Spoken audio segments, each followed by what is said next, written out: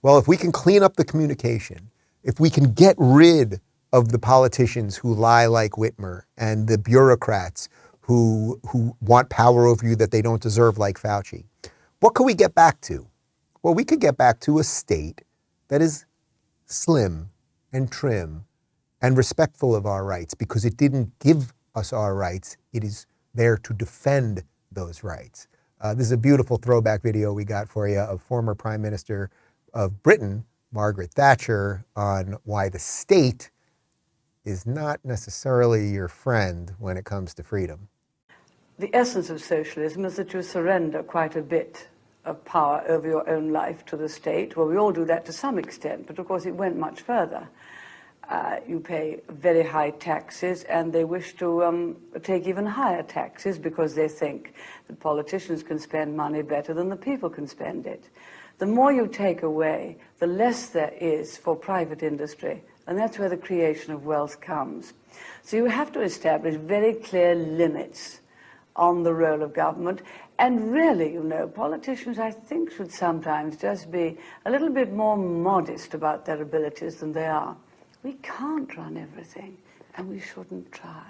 Mrs. Thatcher, though, you're going for attitudes. You're trying to change the way people think about their role in life. It's almost sometimes as though you think, by your own resolve, you can somehow inspire people to be different. You're still inside, if I could suggest, a little of that very bright greengrocer's daughter who made herself a chemist, made herself a tax lawyer, made herself prime minister. Anybody can. I don't really quite recognize what you're saying. I believe certain things very strongly. I believe that we were going towards a way of life in which people were constantly looking to the state to solve their problems and to do things for them. You know, when the state does everything for you, it'll soon take everything from you. You will then have no basis for personal freedom, political freedom, nor economic freedom. I saw it going much too far, and I think it would have gone even further had I not won that 1979 election. Too far ever to pull it back. Do I have to even add much to that? Is that not the heart of everything that I talk about here? Imagine if the state was just slim and trim, and it couldn't give everything to you, and it couldn't take everything away. It had no power to lock you in your house or force you to be injected with something.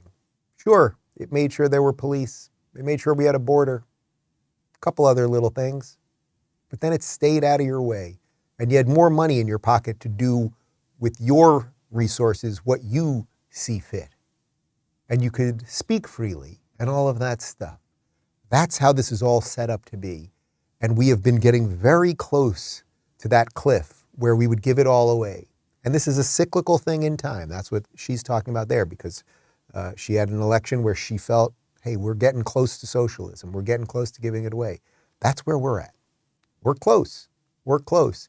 And if the election does not go the way that I think it will go, the signal will have been sent to all of the people that want more control over your lives. Gavin Newsom will get the signal and he'll go, I'll keep going. Gretchen Whitmer will get the signal. She'll go, I'll keep going. Then Trudeau will look at the election and go, see, look at those Americans. I'm going to keep going. And they will keep going and going and going. Kathy Hochul will keep going.